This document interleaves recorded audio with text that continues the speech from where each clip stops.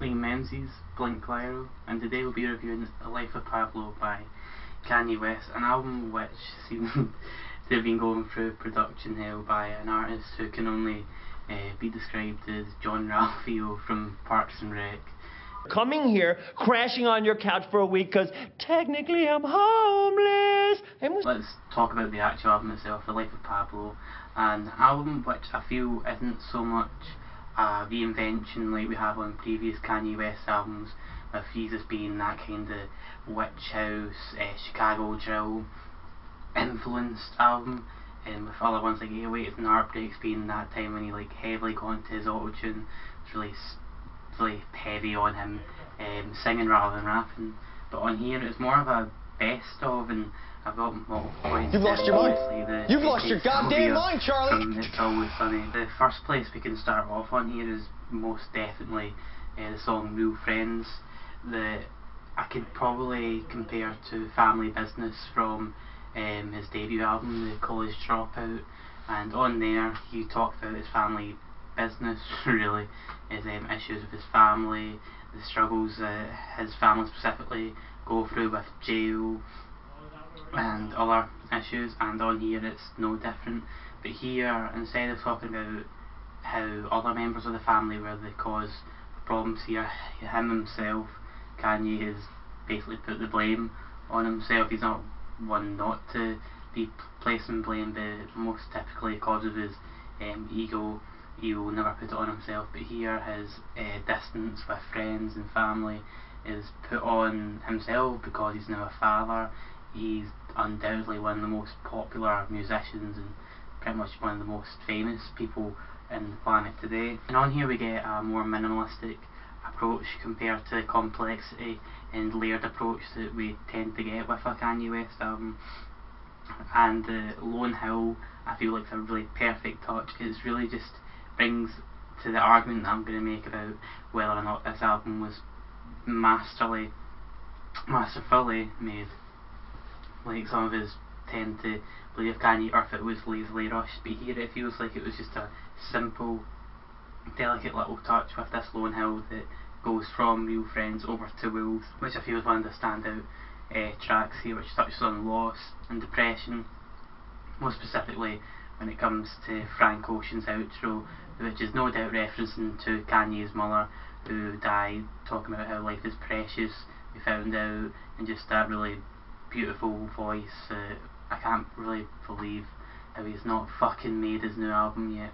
There's this parallel to Mary and Joseph, which I'm not surprised by. This is the same guy who said he's a god countless times, and all these biblical references are starting to come across as a little bit Mumford & Son, but it's an enjoyable track nonetheless.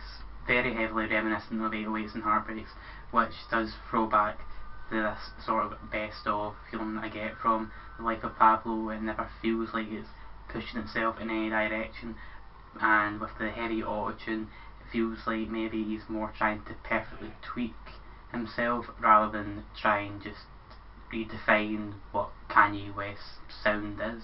And with No More Parties in LA, well, it's pretty much the antonym of Real Friends. It's much more upbeat, soulful, catchy. There's from Kendrick Lamar that just helps create this more, like I said, upbeat feeling. It's not so dreary, but we still get this kind of like, not so much the blame game we got over on Real Friends.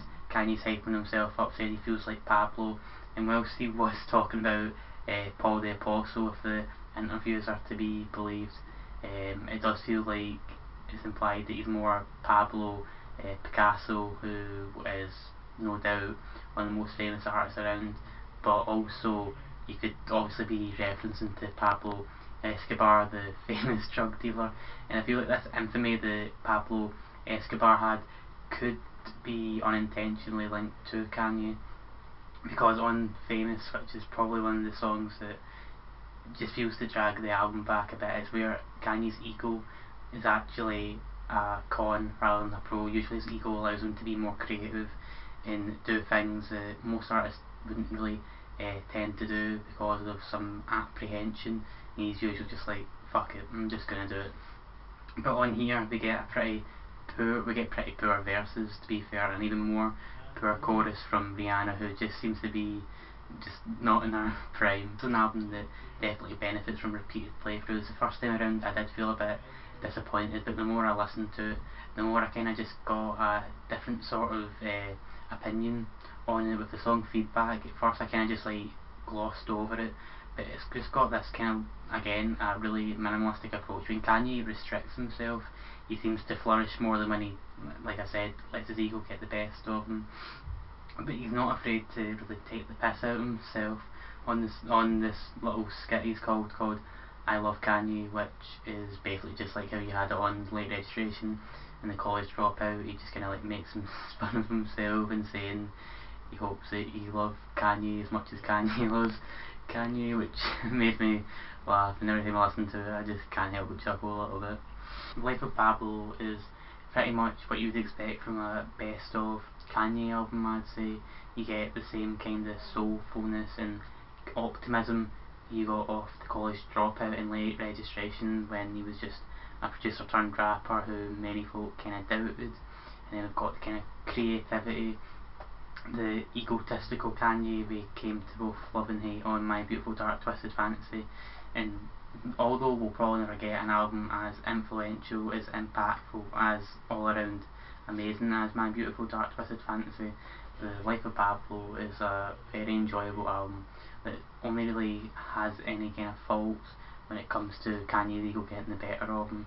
And this is both true via his personal life and on here.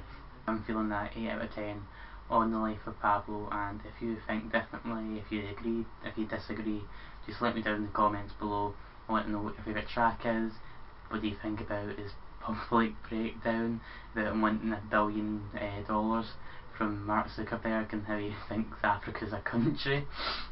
But until then, stay safe, have a good night, and enjoy me drinking the rest of this bottle of Pepsi Max.